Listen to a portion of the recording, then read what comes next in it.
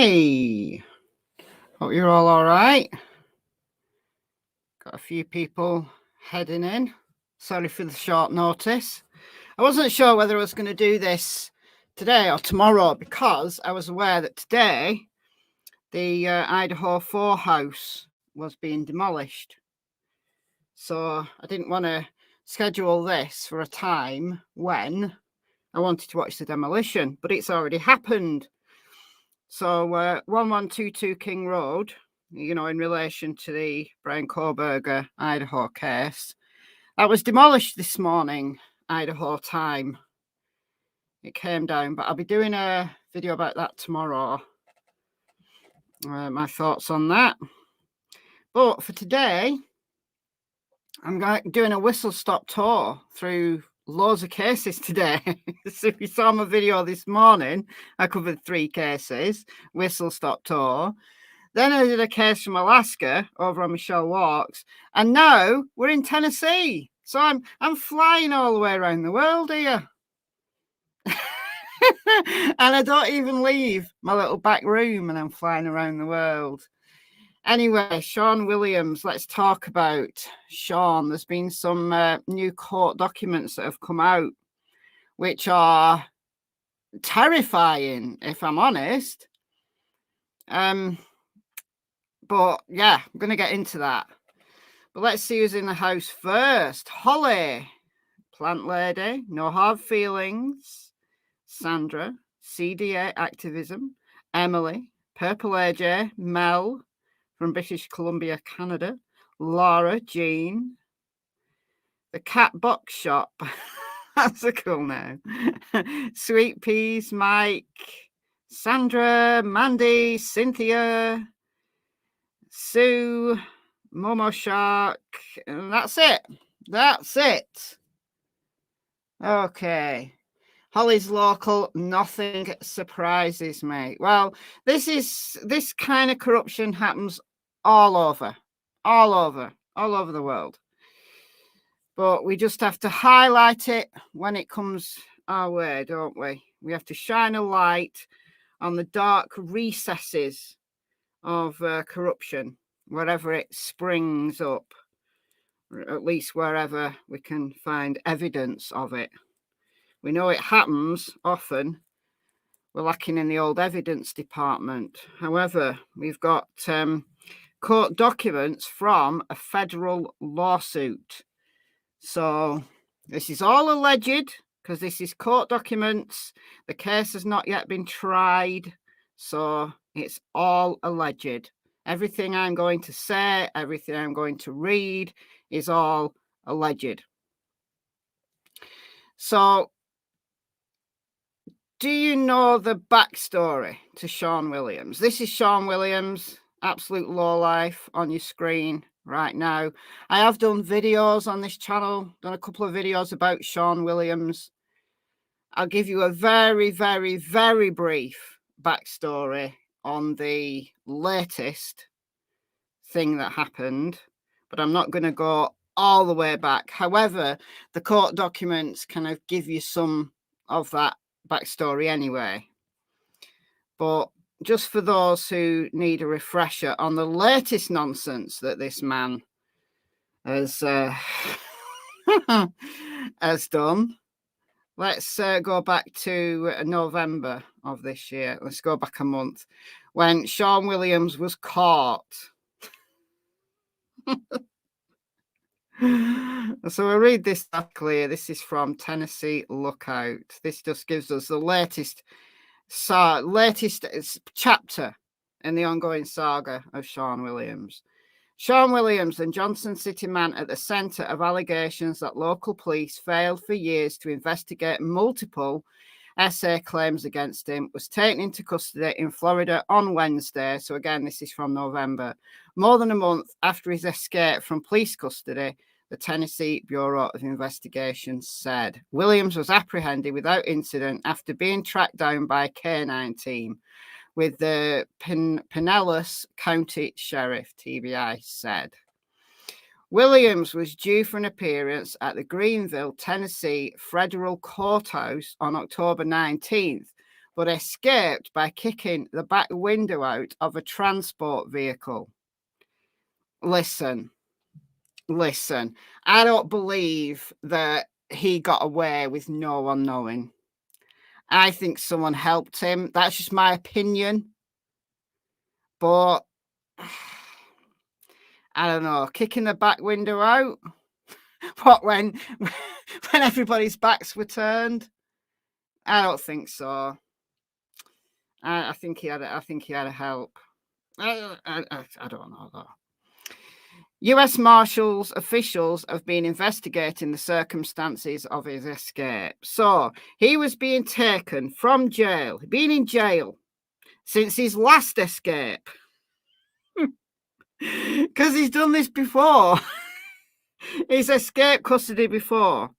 This is somebody who used to be a big high flyer in Johnson City, Tennessee. He was a businessman, lots of connections, lots of money.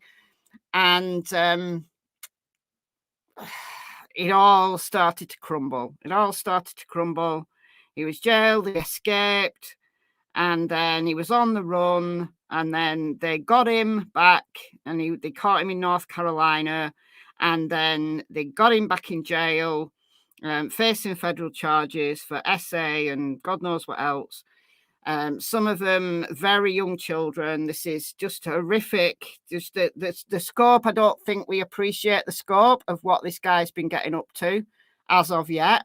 I don't think we've got to the bottom, or at least law enforcement have got to the bottom of everything he was doing. But there's child P charges. There's evidence of him raping very young children. There's lots of women that have been essayed allegedly by him. So he's facing federal charges, right? And on October 19th, they were taking him to federal court for a hearing. And he can't seem to keep a lawyer. His lawyers keep bailing on him.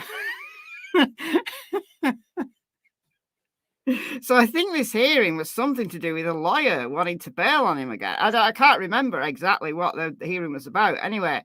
And obviously federal court, we don't, there's no televisation of federal court or anything like that. So we don't know exactly what went down, but nothing went down on that particular day because he escaped. And then he was caught in Florida a month later. A canine caught him. He makes sewage scum look good. He certainly does, Mel. He certainly does. Yeah. So he faced more than 24 federal charges, including child rape, that stem from his arrest on drug charges in April by Western Carolina University Police. So that was when he was caught in North Carolina the first time he escaped. A search of his electronics yielded images of more than 50 women being essayed, as well as 2 young children. One of them was 2 years of age. Right? So this is the depth of his depravity, allegedly. So a canine caught him, hopefully bit him nicely, and he's been in jail ever since. And now, yesterday, a bunch of court documents came out. Williams, until then, had not been charged in connection with any of the essays. Multiple Johnson City women reported to local police. And this is what these court documents pertain to.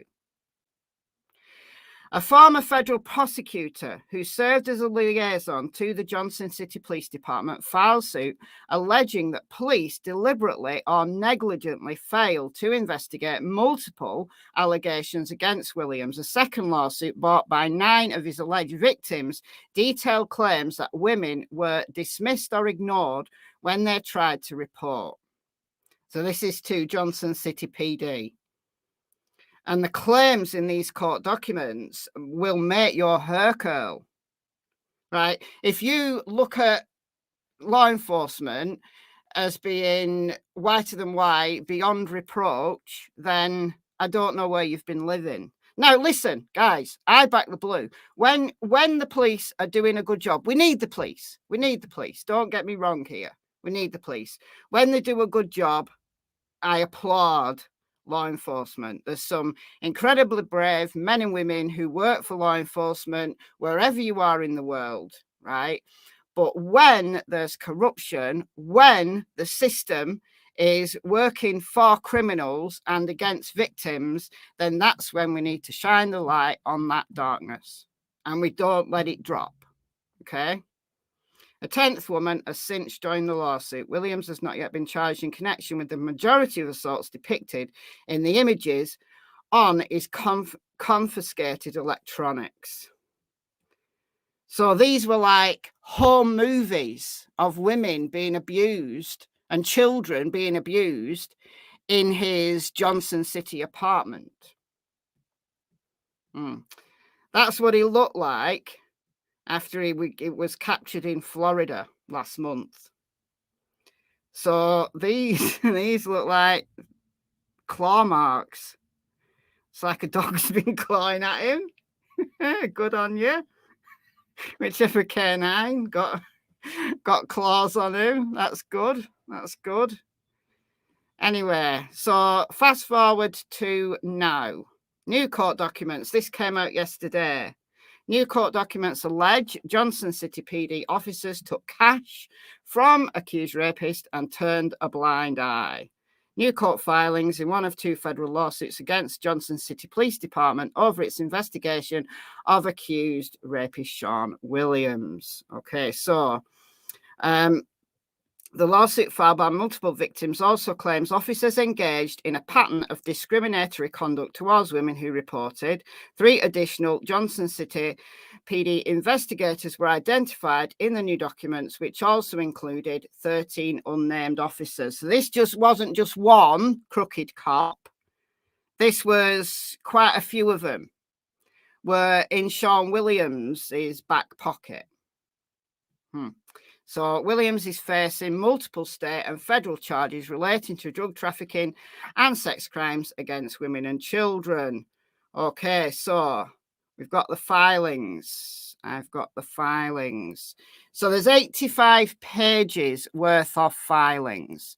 So if you want to read them cover to cover, I'm not going to read them cover to cover to you today. I'm not going to read 85 pages. I'm going to read some interesting snippets from it. But if you want the court filings, I think the easiest way to get them is just from this article. You can just download the PDF from this article. If you click here to view the PDF. So if I put that in the chat, if you want to read along or you want to just go away and read it yourself, I'll just put a link to that article in the chat. I'll put it in the description box of the video afterwards as well. I just forgot. But just click there and you can just open the PDF, download it as you want to. All right. Oh, you can't even see it, can you? So this article from WCYB. So if you just go down to the bottom and click here to view the PDF, you can just open the PDF and download it and read it cover to cover if you want to. But I'm going to read this little document here. So I'm starting on page 8 for anybody who wants to follow along. And I think this honestly tells us all we need to know. Of course, these are just allegations. The case hasn't gone to trial. These are court documents that have been released. Shawn Williams, I say this through gritted teeth, is innocent till proven guilty in a court of law. But they do seem to have a whole lot of evidence against him. So I do say that very much through gritted teeth, but he is, in the eyes of the law, innocent till proven guilty in a court of law. Allegedly. Are filings just files? Filings are documents. So court documents. Flicking bollocks. We tend to just say court filings because they're documents that have been filed at the court. So it's just kind of shorthand. But they're documents. So in this bundle, if we start from the beginning in this bundle, Like I said, I'm going to start reading some sections from page 8, but United States District Court for the Eastern District of Tennessee, Greenville Division. And this is the 9 victims that have got together and are taking the Johnson City PD to court because of their treatment towards them. So these are the documents that relate to that particular suit that's going through court. Williams himself is going through court on federal and state charges relating to drugs. I think there's weapons charges as well, if I remember rightly, and a bunch of sex crimes. So these documents are relating to the corruption and the way that the victims were dismissed. And it's a civil suit that's going through court with Jane Doe's 1 to 9, and now there's a 10th who's also joined, versus Johnson City PD. So I hope that makes it clear what these documents are relating to. So these are relating to the civil suit that the Jane Doe's are bringing against the police.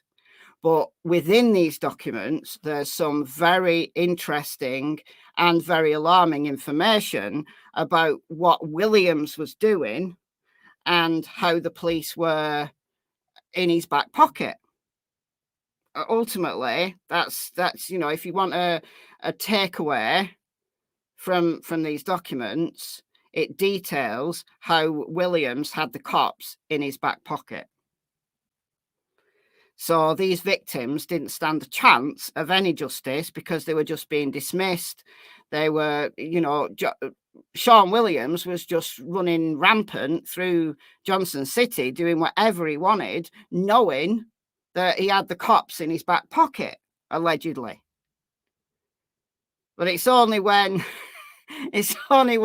he got caught for something else, escaped, and then it all came to light because he was caught during his first escape. He was caught in North Carolina, and therefore North Carolinian cops got involved. Well, Shawn Williams hadn't paid them off, so once they started investigating, and there's a federal case for the drugs and the weapons and God knows what else, it's all started to fall apart. So the hand that Williams was holding tight around the necks of Johnson City PD is no longer relevant. Johnson City PD can no longer protect either him, nor can they protect what they were getting up to. So it's all coming out. That's the take-home message of all of this. It's all started to crumble, not only for Shawn Williams, but also for Johnson City PD, or at least the officers who were involved in this cover-up, allegedly. So I'm not going to read this first document. I'm going to start on page 8, as I said, because this gives us some indication of the background and what was actually going on in relation to Shawn Williams and Johnson City PD. But as I said at the beginning, this is all alleged. Right? These are court documents that have been filed, that have been released, and the civil case between the Jane Doe's and Johnson City PD has not yet gone to court, nor has any of the criminal charges against Shawn Williams. Okay, so everybody's innocent till proven guilty, blah, blah, blah, blah. All right. For years, Shawn Williams drugged and raped women and sexually exploited children in Johnson City, Tennessee. And for years, officers of the Johnson City Police Department let him get away with it. From November 2019 to June 2022, Johnson City PD received at least 8 reports alleging Williams had drugged and/or sexually assaulted women in his apartment in downtown Johnson City. Instead of arresting Williams, however, Johnson City PD officers treated Williams as though he were, in the words of investigator Thomas Sparks, who was one of the people who blew the lid on all of this, untouchable. In exchange for turning a blind eye, Johnson City PD officers took hundreds of thousands of dollars in cash from Williams, all while refusing to take meaningful steps to protect women and children in Johnson City and to stop his known sexual predatory behavior. It was later revealed that Johnson City PD was not only turning a blind eye to Williams' crimes, but also engaging in a pattern and practice of discriminatory conduct towards women who reported these crimes by Williams and other perpetrators. So Williams wasn't on his own. There's a little ring going down here. All right. He was caught with loads of child pee. There's a ring going on here. So it's not just Williams and a few officers. Potentially, this is way bigger and involves way more people. And you've kind of got to think, well, if Williams was prepared to pay these officers off for hundreds of thousands of dollars, who else was being protected? You know, how far up the food chain does it go? This is what we've got to think. And how far will the walls fall down now? Because once you start to knock one wall down and you pull a few bricks out, you know, the whole thing starts to teeter precariously. So if there is things that higher up than these officers and bigger than Shawn Williams himself, how much more needs to come out for the whole thing to fall down? How high up the food chain does it go? Daughter of Scotland, member for 29 months. My longest serving member. Thank you, thank you. Hope they're fined and charged and go to jail with him. Yeah, well, yeah.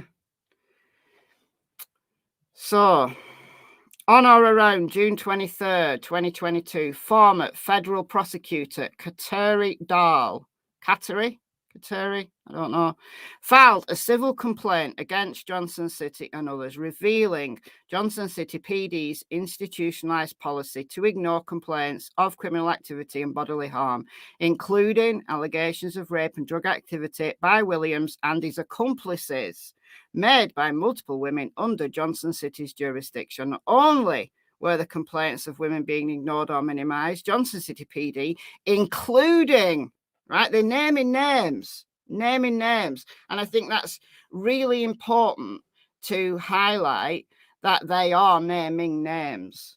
Okay.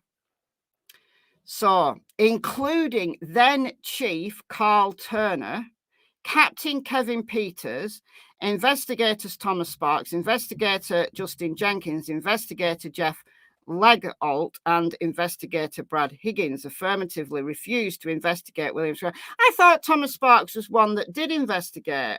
Maybe I'm wrong. Who was the... Okay. Maybe I've got that wrong. So I'll read that again. Not only were the complaints of women being ignored or minimized, Johnson City PD, including then Chief Carl Turner, Captain Kevin Peters, investigators Thomas Sparks, investigator Justin Jenkins, investigator Jeff Legault, and investigator Brady Higgins, affirmatively refused to investigate Williams' crimes against women, affirmatively refused to refer charges for prosecution and or refer charges in a piecemeal and incomplete manner, so as to undermine the prosecutor, knowingly conspired to destroy and conceal evidence, knowingly intimidated and dissuaded women from pursuing criminal charges, and in the case of investigator Sparks, knowingly made false statements to women with the intent to obstruct and interfere with the criminal investigation. So I definitely got it wrong about Sparks. Sparks was the bad guy, not the good guy, not the one who blew the whistle.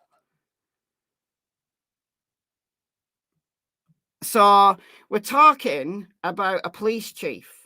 We're talking about the chief, or at least was then, the police chief of Johnson City PD. But how much higher up does it go? Do you know what I mean? Do you know what I mean? All right. Those allegations also expose Johnson City PD's interference with a federal criminal investigation into Williams. So the allegation here is not only were they not investigating the crimes that women were reporting to them, also they were trying to interfere with a federal criminal investigation.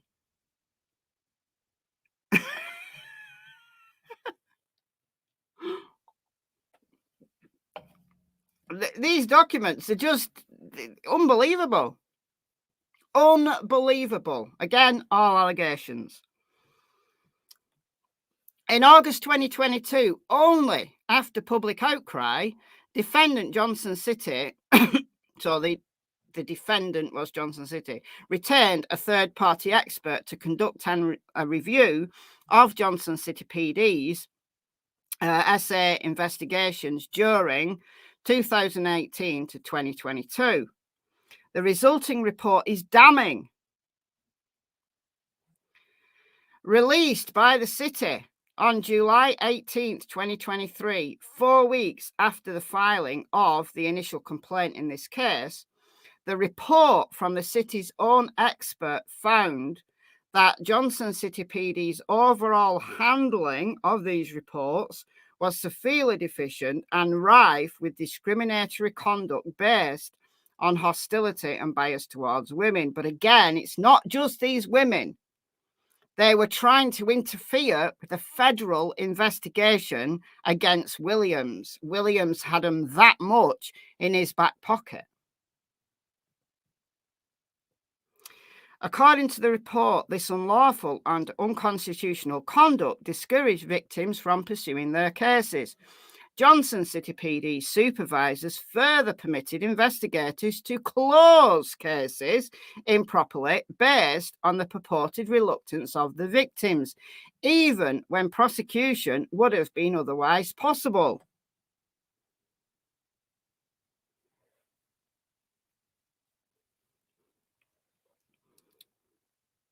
Yeah, Lisa. As a woman and a resident of Johnson City, the whole thing sickens me. I lived here for 45 years. I mean, this is not just Johnson City. This is it just so happens that the way the cookie has crumbled for Shawn Williams over the last few years, this stuff has all started to come to light.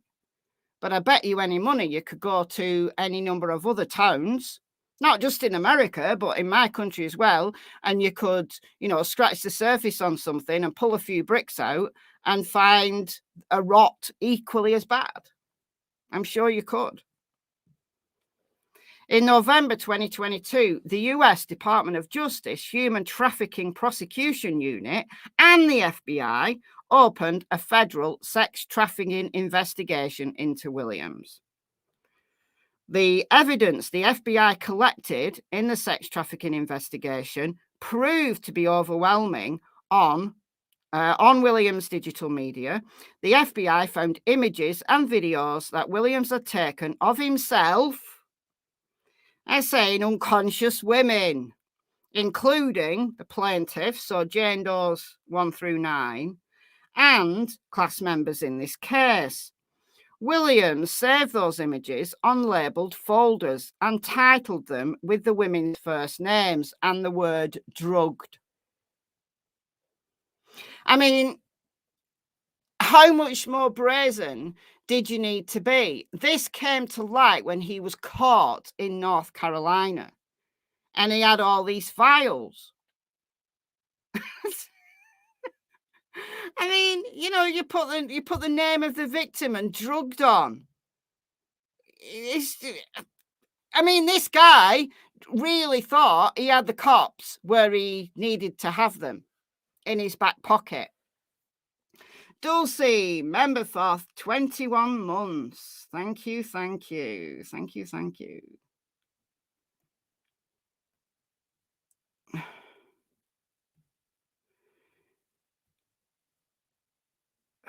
Yeah, it's unbelievable. Unbelievable. But I'm sure that this is only the surface level. I'm sure if there's always, think of an iceberg, right? You see this big looming iceberg in the sea, but the danger is actually under the sea. The danger is what you can't see. But I think we're only seeing a small part at the moment of what Williams was involved in, allegedly. Federal investigators also learned that over 2 years earlier, in September 2020, Johnson City PD had seized digital devices from Williams' apartment, which contained images and videos of women being essayed by Williams, as well as child abuse material. So this goes back to September 2020. But Johnson City PD did F all about it. On information and belief, Johnson City PD had either intentionally or negligently failed to search these devices, or worse, had concealed the evidence. So they either just took them and thought, oh, they look a bit dodgy, we're not going to look. Or they looked and thought, oh, we're not going to do anything about that because that's our friend who pays us hundreds of thousands of dollars, allegedly. Johnson City PD officers, including Defendants Sparks and Jenkins, had also corruptly allowed Williams to destroy and conceal other digital evidence contained and accessed on his cell phone. In return, and as payment, Johnson City PD officers took hundreds of thousands of dollars in cash from Williams' safe. So you just delete that off your phone. And by the way, what's your safe password? You won't mind, Shawn, if we help ourselves to hundreds of thousands of dollars from your safe. What was he doing with hundreds of thousands of dollars in a safe? I mean, I know some people like to deal in cash. I know that, but hundreds of thousands of dollars in your safe? Okay. Convenient. Paper chaser, member for 14 months. Yeah, big mistake going to North Carolina. Absolutely it was. It totally was. Please pass the pepper. Thank you for the $4.99. Thank you so much. It's very kind of you. Okay. Defendant. So that's Johnson City PD. Officers knowingly participated in a trafficking venture in violation of, and then the US code, by benefiting financially from the venture. Defendants effectively accepted payments from Williams in furtherance of the conspiracy through the corrupt use of search warrants and other unlawful collection efforts, including an extortion scheme. Said warrants were facially obtained and used to seize unlawfully obtained currency or narcotic assets, but were in fact quid pro quo payments made to defendants, with either the implied or explicit understanding that defendants would shield Williams, permitting him to continue his practice of abuse and trafficking with impunity in exchange for the payments.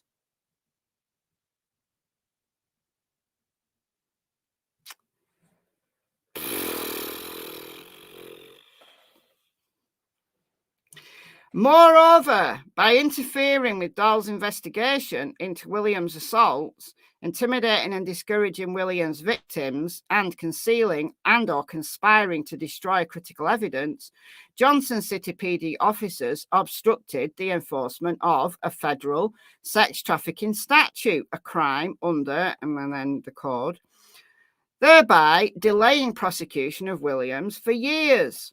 Indeed, Johnson City officials, including its city manager, Cassie, whoever she is, have continued Johnson City PD's practice of intimidation, corruption, and obstruction by taking public positions with the press to insinuate the victims are at fault for Williams' crimes, a tactic to discourage additional victims from coming forward.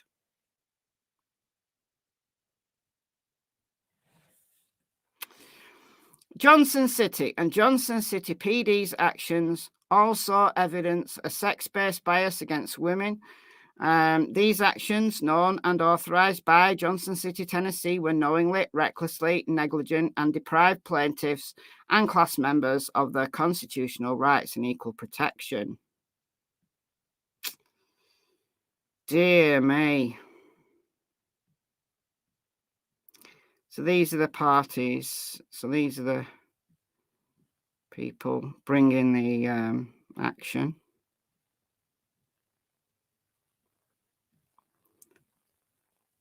So defendant, Johnson City, Tennessee. Defendant Chief, Carl Turner. Captain Kevin Peters. Thomas Sparks. Justin Jenkins. Jeff Leggle. Brady Higgins. And then defendant officers John Doe's 8 through 20.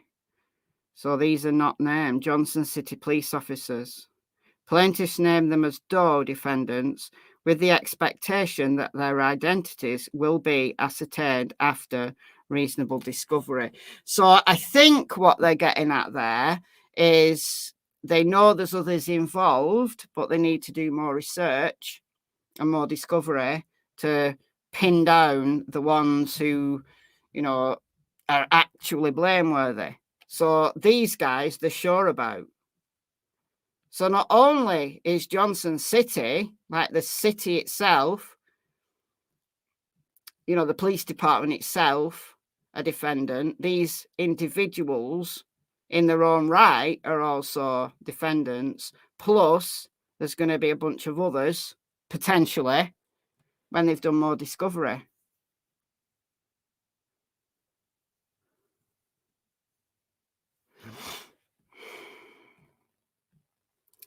Terrible.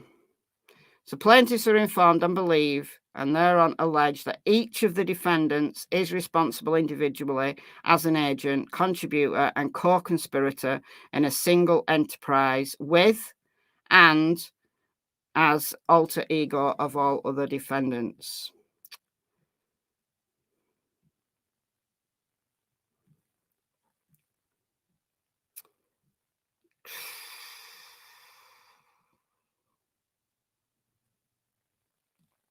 So we'll just read some of this.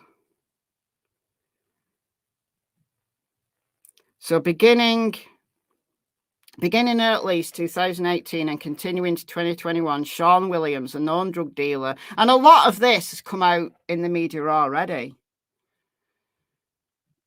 But just to see it all laid out is just insane. So he's a known drug dealer and convicted felon, conspired with Alvaro Fernando Diaz Vargas and others to drug and rape women. So he's naming someone else. So this is a co-perp, Alvaro Fernando Diaz Vargas and others to drug and rape women and sexually exploit children in his apartment. Thank you, Denise, for the $10. YouTube says, let's celebrate your third super chat on a live stream. Thank you so much, Denise. At all relevant times, Williams resided in a loft apartment in downtown Johnson City and operated the business Glass and Concrete Contracting, LLC, along with conspirators, female 4 and female 5, and others. So we've got co-conspirators that are women, as well as co-perps that are men. So how many people knew? How many people knew what was going on? That name sounds Portuguese.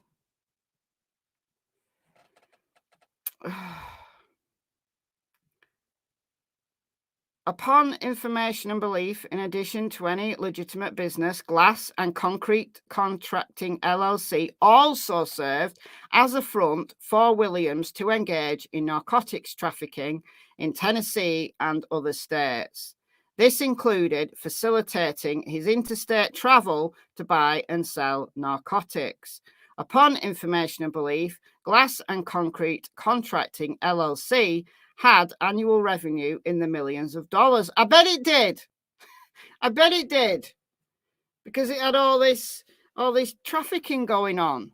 And listen, if you have this very lucrative narcotics trafficking and you have those routes going all over like a little spider's web, you better believe they're not just trafficking narcotics.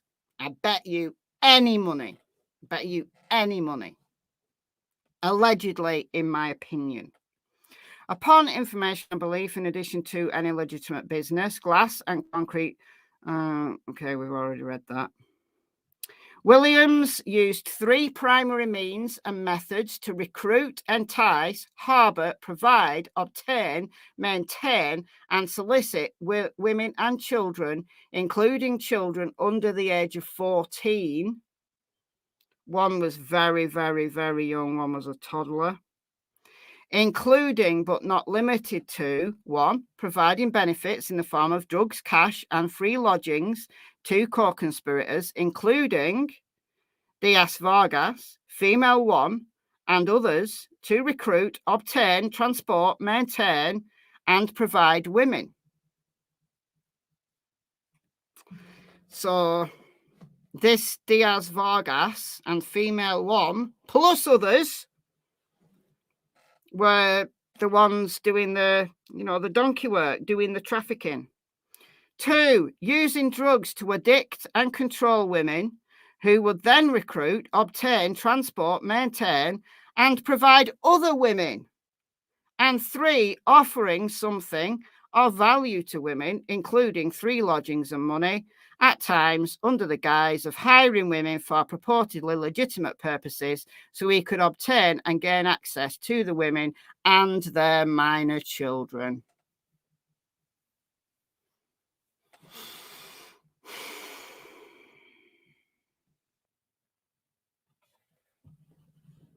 Unbelievable. And again, I don't think that's half of it. I don't think that's half of it. I think this is huge. And maybe Williams isn't the guy at the middle. Williams, often these rich men are just useful idiots. In my experience, these rich men may think they're something. They think they're all that. They're a big fish in a small pond. Johnson City is a small pond when you consider the potential scope of this business, right? So he potentially is just a useful idiot who has a few bob, who's making money, but he's just a link in the chain. He's the guy in Johnson City, kind of, being the one to dole out the money and make sure the cops are on board in Johnson City. So how many other Shawn Williamses are there? That's what I'm saying, in other places, and not just in Tennessee, because this was a multi-state operation. This is a federal thing going on. This is huge.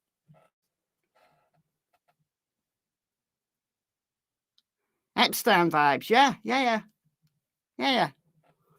It's incredibly disturbing. We'll read a bit more.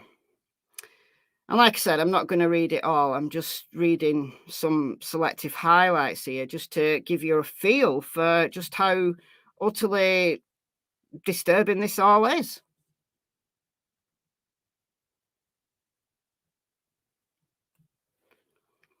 In the fall of 2019, female 1 befriended BP, so she's one of the victims, and introduced her to Diaz-Vargas and Williams. Female 1 invited and encouraged BP to party at Williams' apartment numerous times. Upon information and belief, Williams' apartment was only accessible by entering a certain code. Williams only provided the code to people who recruited victims in his apartment. BP often observed female 1 enter the code into Williams' apartment before leading BP and other women up. On or about October 29th, 2019, female 1 invited BP and another female friend, female 6, back to Williams' apartment.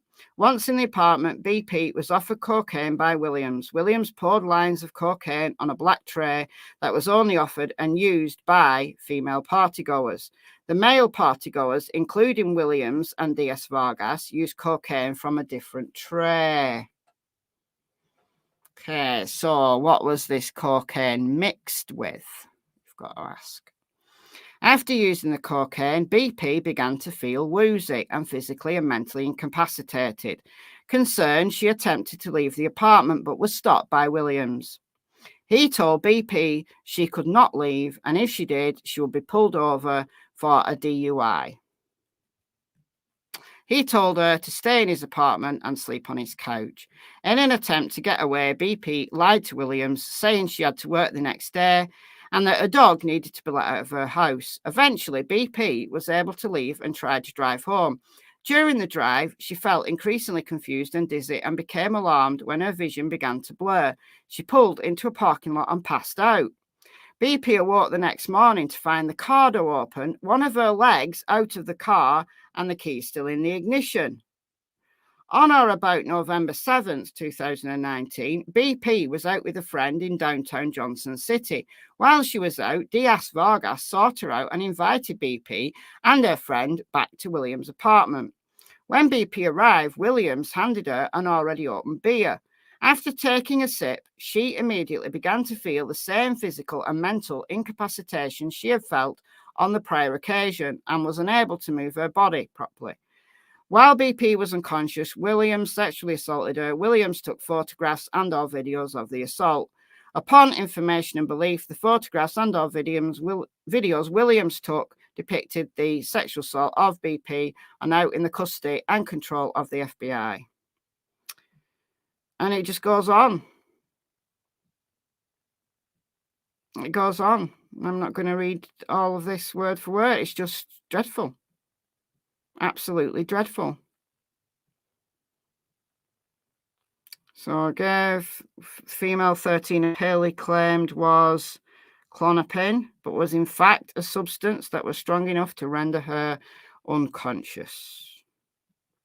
So basically a whole bunch of drug raping going on.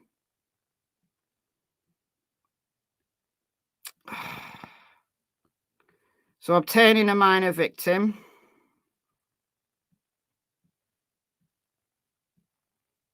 Not going to read all this. As I said, there's at least one of these who is very, very young.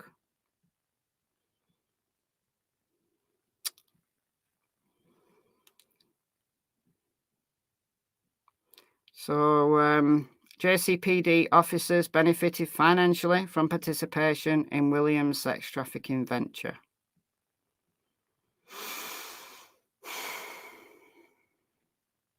And let's remember that some of these victims are children. The minor children of these women that he was recruiting. Epstein was almost saintly by comparison.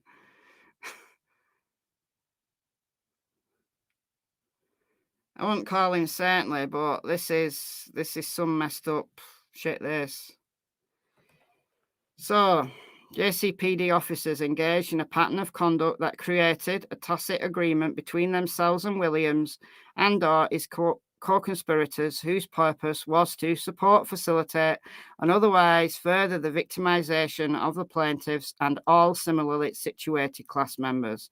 This conduct included a de facto continuous business arrangement or relationship through an extortion scheme in which Williams Company Glass and Concrete Contracting LLC paid money to their officers in exchange for facilitation in the sex trafficking venture.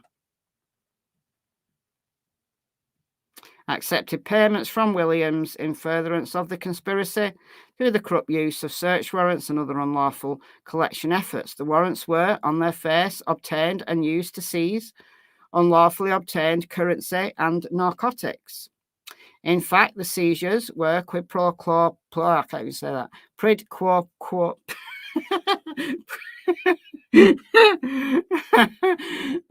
quid pro quo payments made to defendants with either the implied or explicit understanding that in exchange defendants would shield Williams, permitting him to continue his practice of abuse and trafficking. So it goes more there into the extortion scheme.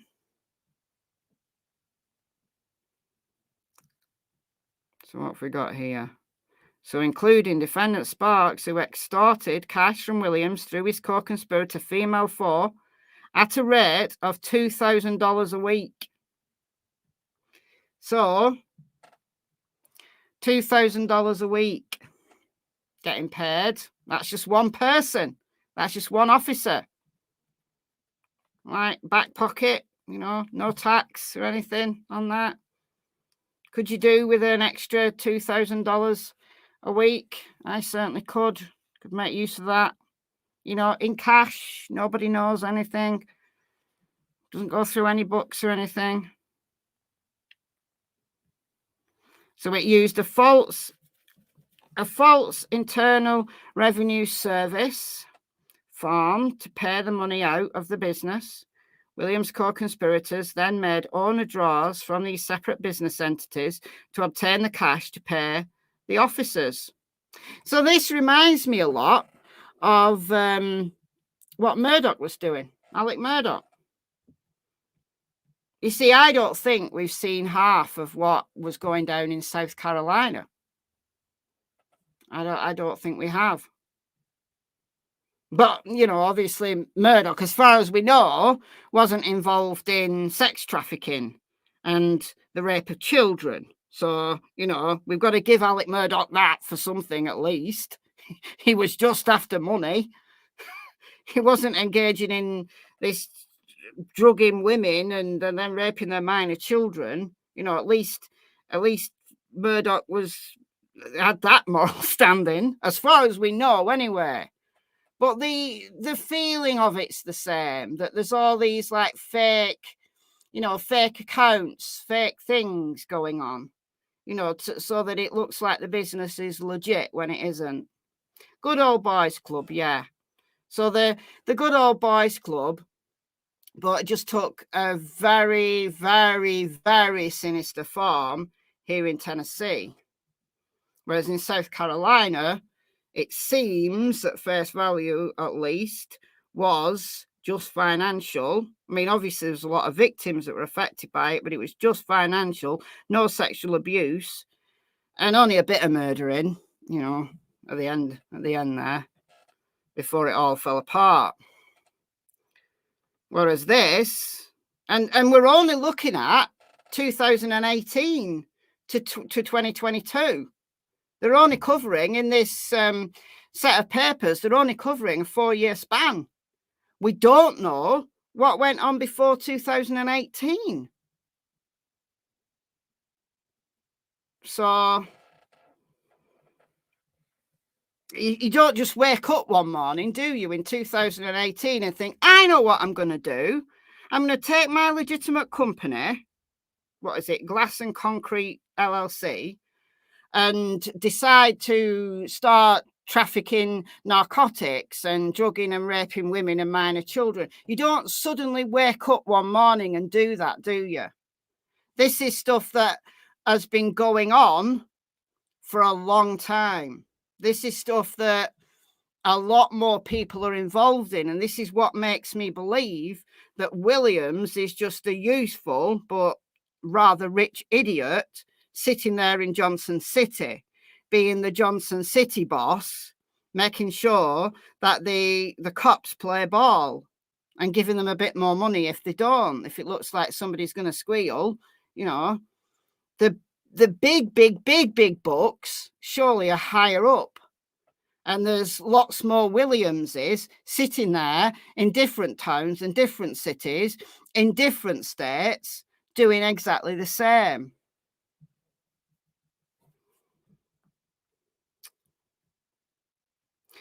Now, this female 3, she has spoken out. I can't remember her name. I know WJHL did a bit on her. She's actually spoken out. We do know who she is. So she either fell or was pushed out of Williams's apartment window.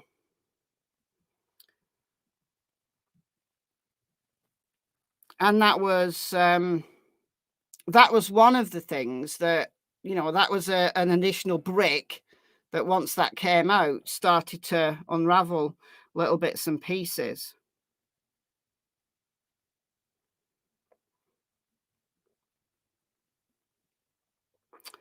First responders, including Johnson City PD officers, arrived at Williams' apartment shortly after the incident occurred that night. According to the above Facebook post, the incident involved female 3 had the potential to reveal evidence of the officers' extortion scheme.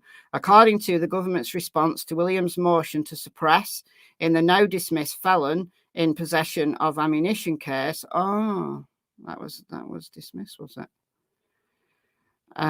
Defendants Sparks and Jenkins arrived at Williams' apartment on September 19th, 2020, after female 3 fell from the window. 2 officers shouted up to Williams' apartment from the street, asking to be let in, and eventually obtained the passcode to enter the apartment from someone on the scene. Although Sparks and Jenkins were not the first responders to arrive, it appears they took control of interviewing Williams and securing any digital evidence stored on Williams' cell phone, which linked to cameras located throughout Williams' apartment. Within 2 hours of arriving at Williams' apartment, Defendant Sparks escorted Williams to Johnson City PD headquarters, purportedly to participate in an interview with Jenkins. Sparks and Jenkins allowed Williams to maintain custody of his cell phone, which he could access the video surveillance cameras in his apartment remotely. Once at Johnson City PD headquarters, Sparks and Jenkins placed Williams in an interview room for the next 30 minutes while Jenkins interviewed him and then left him alone in the room. Williams maintained custody and control of his cell phone. According to the government response, Williams manipulated his cell phone and made phone calls from his cell phone during that time. By the end of the interview, Williams had been able to erase all of the data from his cell phone. So you can do a big fat factory reset. Only then did Defendant Sparks seize Williams' cell phone and went, "Oh, there's nothing on it. Oh, well, you're in the clear." And apply for a search warrant for Williams' apartment. Oh, man. It's just, you just read this and you just think, what the...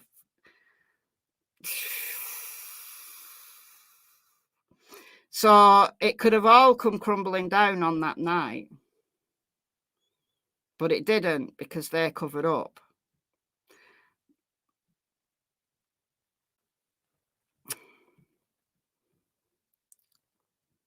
So goes on again. So I had Johnson City PD officers properly secured and done the right thing here. Could have got that evidence and victims' first names and the word drugged. Upon information and belief, Johnson City PD officers would have found images of Williams sexually assaulting minor children as well as other child abuse material. But no. On September 19th, the officers found and seized a handwritten note from Williams' nightstand with the word raped written atop of a list of 23 women's first names in black ink. This list included the first names of some of the plaintiffs and class members in this case. Honestly.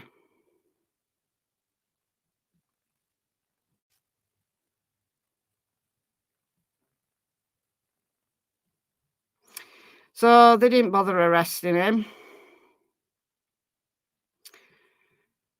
Oh dear.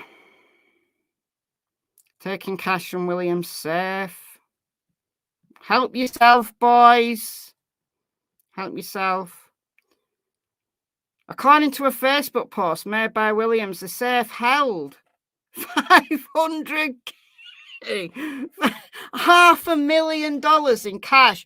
Who keeps $500,000 in cash in a safe in their apartment? If they're a totally legitimate business, again, I know some people like to deal in cash, but this is insane.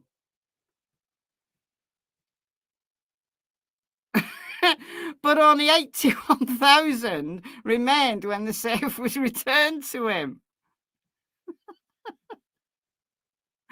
Sparks and other unnamed officers are now $500,000 richer by taking my safe.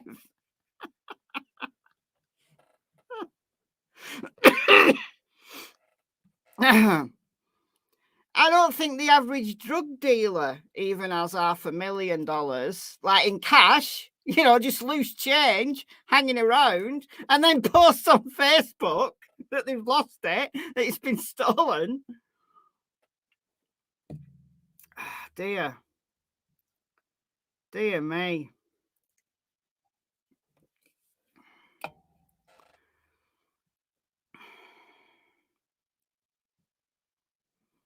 So there's an implied agreement that Johnson City PD officers would take overt acts in furtherance of Williams' sex trafficking conspiracy. Namely, they would facilitate Williams' evasion of any criminal accountability for his unlawful acts by intimidating and threatening victims, making false statements to victims to discourage them, assisting in the destruction and concealing of evidence, and it just goes on and on and on, including interfering with a federal investigation. Continues. It goes on. It continues because he isn't talking. Talk more stuff. Received 6 more complaints against Williams over the next 2 years. No, they weren't taken seriously either. So each one of these women has a story. Each one of these women have just been ignored, denied justice, been persuaded not to go further, intimidated, most probably.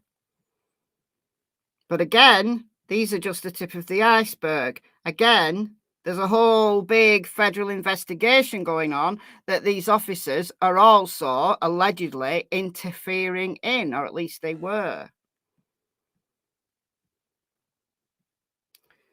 So I'm not going to read all the details here. It goes into some graphic stuff. Witness intimidation.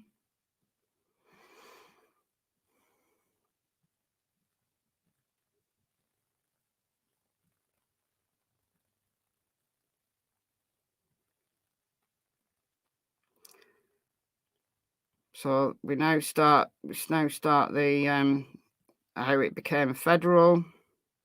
Once Dahl began her investigation, JCPD officers took numerous steps to attempt to obstruct and/or interfere with her investigation into Williams' crimes, including but not limited to the following: Defendant Turner's dismissal of the rape list, claiming that it did not demonstrate evidence of non-consensual sex. Okay, what is it then? Chief Turner and Captain Peters' dismissal of victims' accounts, claiming the victims were not credible, despite the overwhelming evidence that Williams was drugging and raping. There's evidence of it. He filmed himself. Mind you, I don't think that had come to light yet. Losing the timeline here. Sparks falsely indicated to Dahl that a victim was uncooperative, when in fact the victim wished to pursue charges. JCPD failed to inform Dahl of female 10's death and her sister's efforts to initiate an investigation into Williams' culpability. So there's potential death investigation there. JCPD's refusal to investigate more cases. Defendant Peters ridiculing and making jokes about a victim's appearance. Oh, that's just low. That's the lowest of the low, that is. To the victim, providing a statement about Williams' essay. Okay. Shortly after Dark initiated JCPD taking a second statement from one of Williams' victims, a victim JCPD had previously ignored and maligned. Chief Turner called Dahl's supervisor to complain about her job performance. Chief Turner knowingly took this action to intimidate Dahl, interfere with her investigation into Williams, and to attempt to stop the investigation. From December 2020 to March 2021, Dahl continued to press Chief Turner and JCPD investigators to take investigative steps related to the complaints. Instead of investigating Williams, officers made statements questioning the credibility of victims and making harassing comments to Dahl. So it goes on. Destruction of evidence. Retaliation. Again, all of these are allegations. That's all. Nothing else. So we've got retaliation. So we've got officers now. Female 9 pulled out her cell phone, started videoing. There appeared to be no legitimate law enforcement purpose for this encounter. One of the officers took hold of her arm. When she pulled her arm back, the officer proceeded to physically assault her. Her head hit the ground so hard she urinated herself. While she was on the ground, several officers pinned her down, while the other officers continued to assault her. The next day, she had bruises all over her body. Okay. So I think this is probably why there's a bunch of officers that they haven't named in this set of documents yet, because there's potentially a lot of officers involved, like maybe on the outskirts, on the outside, on the fringes.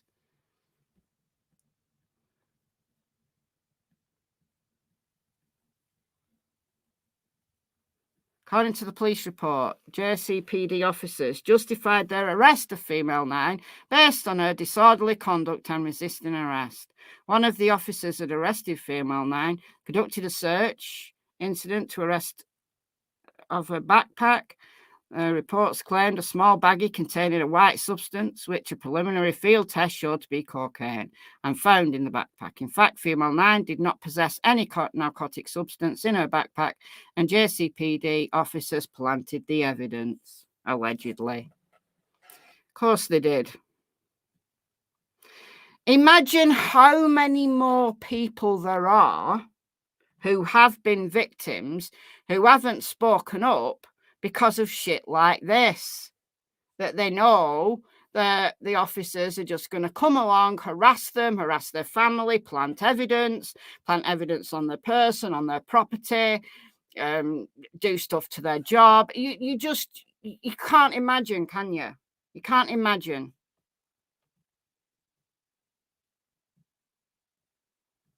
But there's 85 pages of this. We're not even halfway through, and I'm not going to read it all, because it just goes from bad to worse.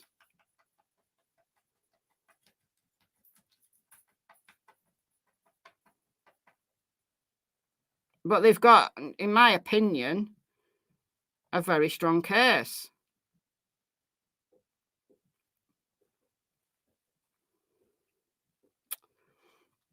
Did you hear that he tried to take his own life the other day?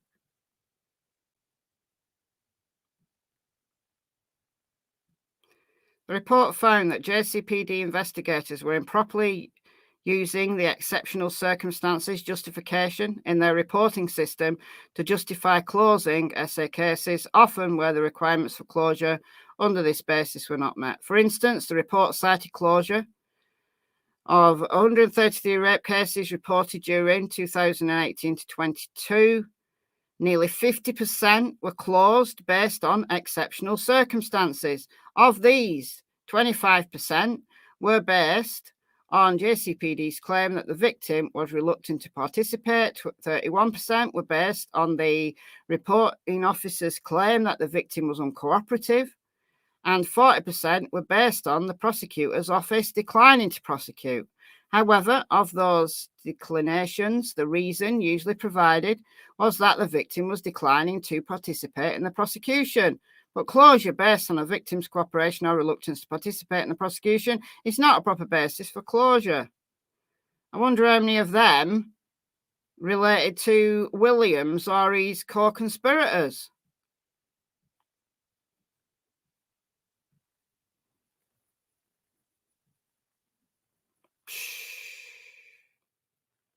Honestly. Department of Justice and SBI open a criminal sex trafficking investigation into Williams. So June 23rd, 2021. So this is where the FBI get involved.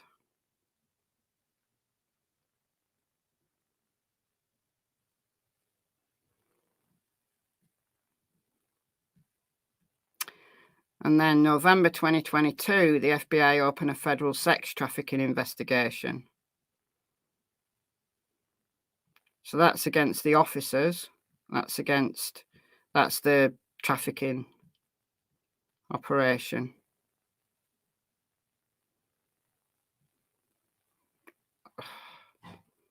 Dreadful. Absolutely dreadful.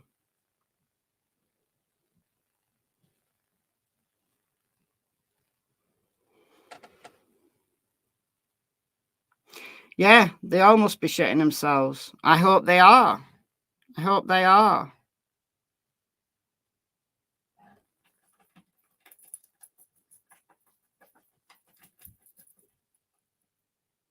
A 17-year-old here. Live with their parents in Gainesville, Georgia.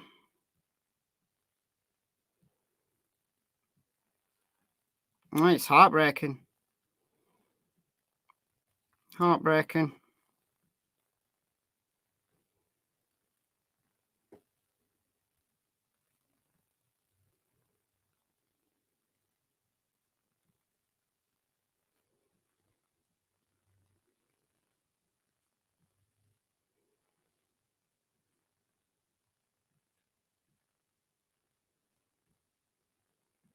So these are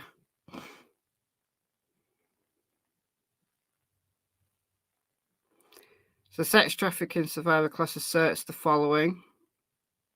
Sex trafficking against all defendants, obstruction of enforcement against all defendants, aiding and abetting, sex trafficking venture against all defendants, conspiracy to commit violations against all defendants, negligence, failure to train against defendant, failure to train against defendant city, and negligence, failure to supervise against defendant city. They must be shitting themselves. They really must. Hopefully they are. Remember, this is just one lawsuit. This is the 9 Jane Does against Johnson City and their officers. This isn't about Williams. This isn't about Williams' criminal case. Yes, this is about what Williams did, but that has to be explained because that's who they were protecting.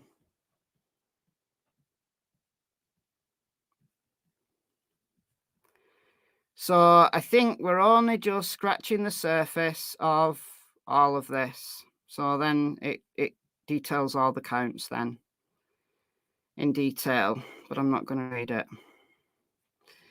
But I'll put the link to this article in the chat again. So all you need to do is, well, it's where I found it anyway. Oh, what's it done? Why has it gone off? There we go. So it's just this short report, and then if you go to the bottom, you can click to view the PDF, and then you can just download it.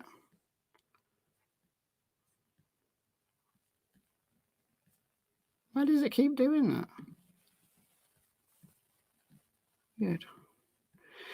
So that's the dude who was allegedly paying off officers to, in his back pocket. But how many more Williamses are out there?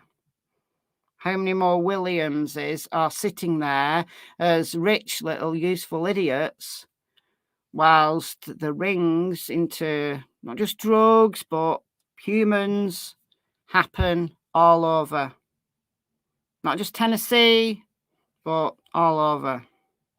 Tip of the iceberg, exactly, Karen. Tip of the iceberg.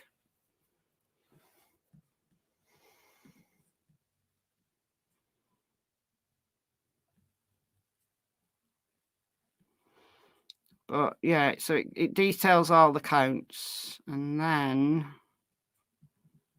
I think that's it then. But it's heartbreaking. Terrible. Even more terrible to know that it most probably is just the tip of the iceberg. Explains the easy escape. Exactly. Of course it does. You know, that allegedly kicked the back door of a transport van out. Come on now. Come on now. Who had to turn a blind eye to that? Like, aren't these things alarmed? Aren't they meant to keep an eye on the prisoner? Nonsense. And then he has to flee the state. I mean, I don't know why he just doesn't stay local, where they'll look after him. why he flees to, like last time he fled to North Carolina, this time he fled to Florida. Why does he do that? Why doesn't he just stay local and get the cops to like bring him pizzas and stuff? Like, what's his plan?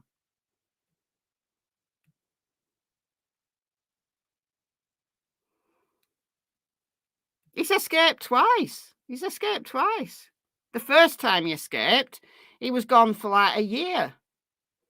And he was found in North Carolina. So that blew the lid on a bunch of stuff. And then this time he was gone a month, and then he was found in Florida.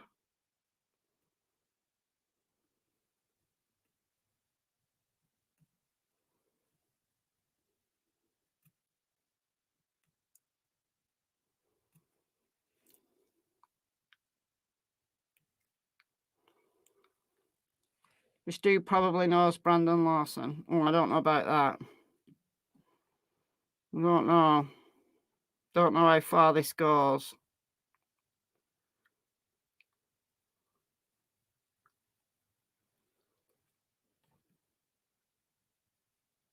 Resembles the devil. He certainly does.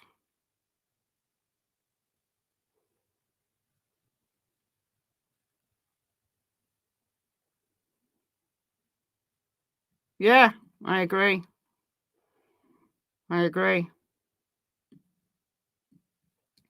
But now the lid's blown off the Johnson City PD, they're not going to want to defend him anymore, are they? I mean, they can't, even if they wanted to, because he's completely out of their jurisdiction. But they're not going to want to defend him now, are they? Because he can no longer pay them, so they have to look after themselves now, don't they?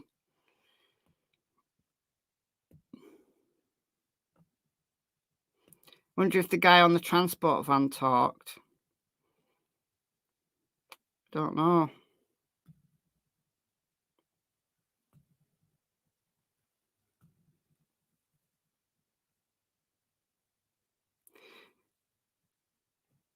You had a hard time accessing what happened to him. Who? What happened to who?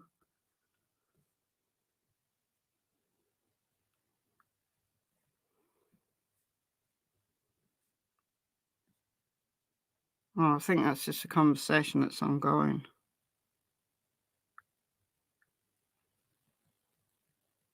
Yeah. Yeah. Yeah.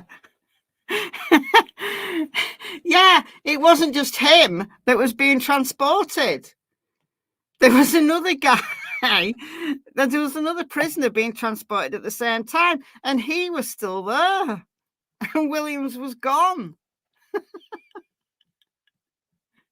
So I wonder whether he's got a tale to tell or not. I mean, I guess they have to make it look real, don't they?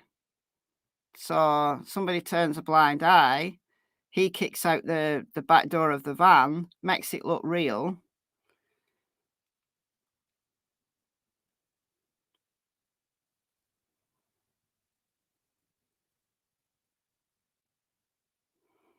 So yeah, well, he's in jail. He had an attempt on his life, allegedly, but he had a court date only a few days ago. So they took him to hospital and got him out, got him out quickly, and got him back in court. So they're not messing about with him now. I don't think they're taking any chances with him now, because when it came out that he'd had this suicide attempt, I thought, oh yeah, so he's going to be supposedly seriously injured and he's going to be in hospital, and there's going to be less security on him and he's going to escape again. But no, they got him in and out of that hospital as quick as they could and back in custody so that they could take him to court. So his case is moving forward. Yeah, not getting out again, no. He absolutely wasn't getting out again. I mean, I wouldn't put it past him to be trying to bribe people. Yeah, we've got a video here. Oh, I'm not going to play News Nation. See how his copyright claim me. Not that there'll be anything to copyright claim, because I've said rape too many times, and I've said suicide a few times, and I've said sexual abuse of children a few times. So that will have demonetized the video anyway. We've got a 27-second video here by WJHL. Oh, content not available in your region. If I put I'll get it on YouTube. If I put my VPN on, it'll probably take the stream down. It does that for a minute.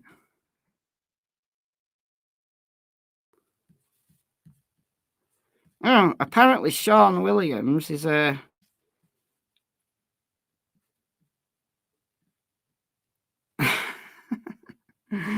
popular name on YouTube.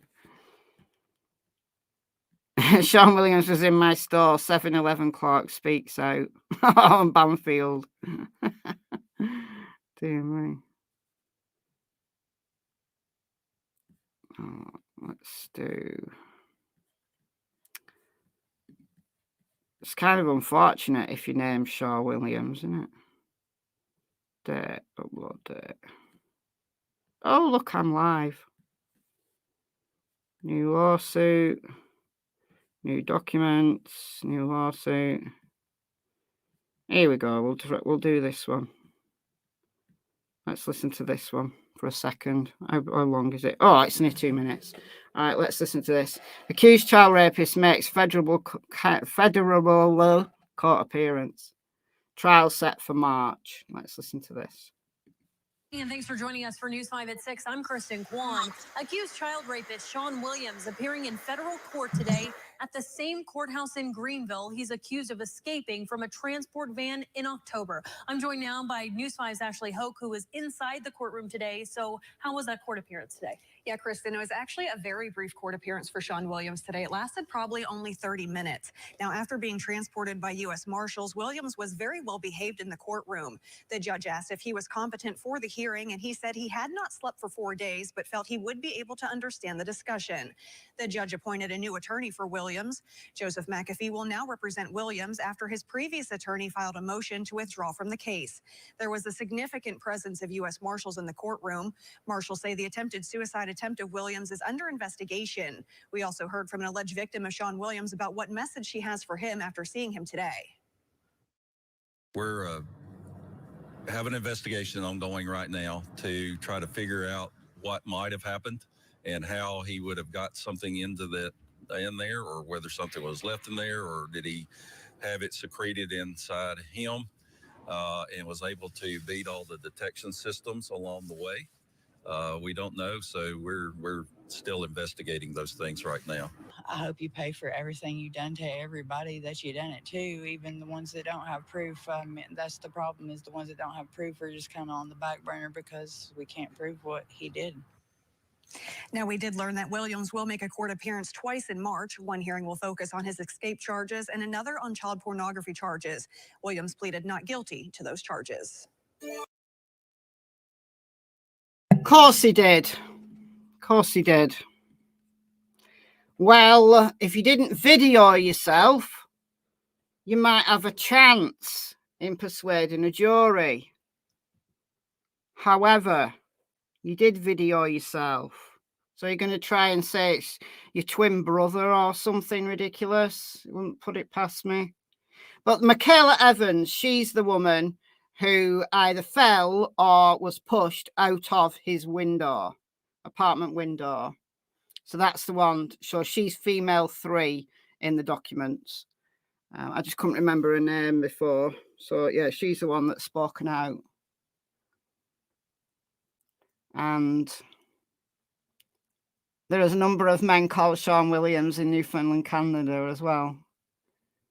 Shawn Williams. I bet it's quite a common name, because Shawn's a common name and then Williams is a common name. So yeah, a bit unfortunate if you call Shawn Williams in Tennessee at the moment.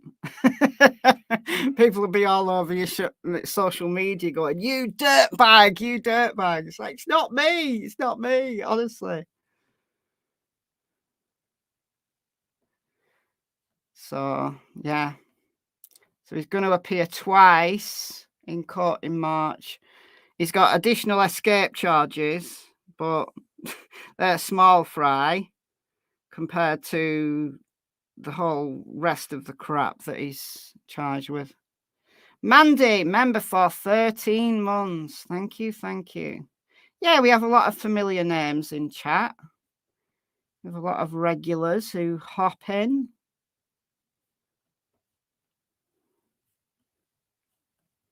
Who come into chat regardless of what I talk about. Because this is the 5th case I've talked about today. So this morning, my video was a whistle-stop tour through 3 cases. Then I did one on Michelle Walks. Now I've finished Cold Case Christmas. I'm going to be not posting daily on Michelle Walks, but I will be posting regularly on Michelle Walks. I posted one today about a woman from Alaska who died trying to save her dog in a river.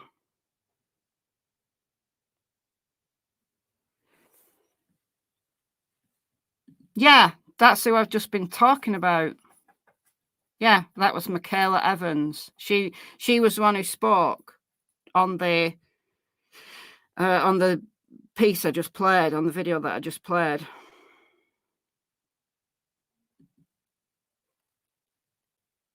On vacation. Oh, good. Catch up. Ah, I'm glad you enjoyed it. I enjoy doing them every year. Well, I've done them 2 years running now, and I am going to be doing Cold Case Christmas 2024. I've already got 3 cases. I've already started a list for Cold Case Christmas 2024.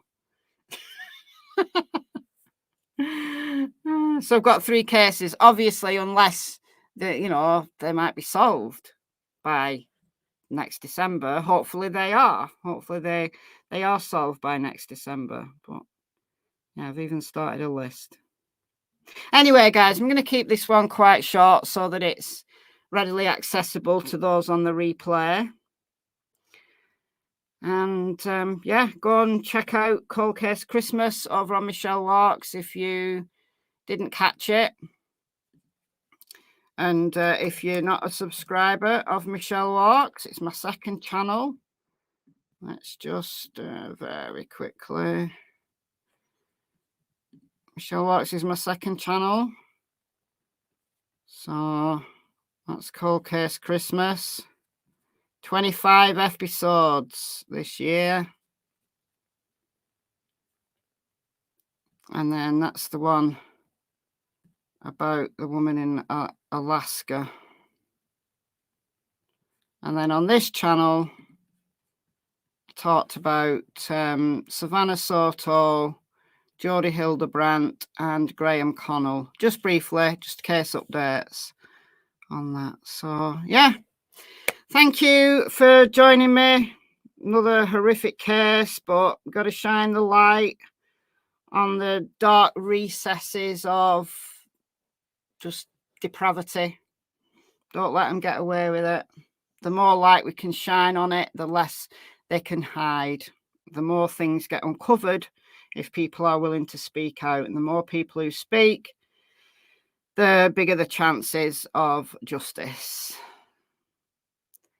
And thank you for the donations. Blue Willow member for 21 months. Thank you. Thank you. Thank you for the donations. Thank you to people who are very, very long-term members of this channel now. Thanks as always to the mods, and I'll see you tomorrow. I'm going to talk about Idaho 4 tomorrow, I think. Oh, it's just started raining really hard. Battering it down. Oh, there was a tornado in Manchester. Staley Bridge, just outside of Manchester. We very rarely get tornadoes in the UK. This might seem like, oh, tornado, yeah, we have them all the time. But no, we very, very rarely get tornadoes in the UK. There's a tornado in Staley Bridge. So it's created some, I think, minor destruction.